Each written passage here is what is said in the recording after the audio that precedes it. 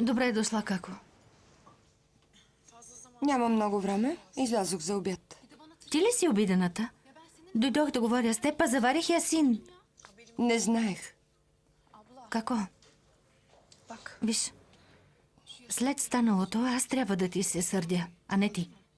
Разбира се. Аз те предадох, както винаги, нали? Како, какво правиш? Дойдох да говорим. Ако ще ми говориш като мама, няма смисъл.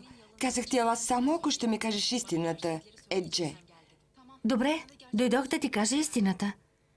Вчера също имах намерение да ти призная всичко, но заварих и ясин, Како.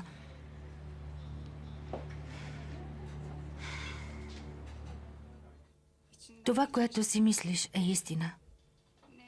Твоите предположения са истина. Това не е признание, Едже. Ти не си честна, не ми казваш истината. Играеш си с предположение. Бащата на детето е Ясин.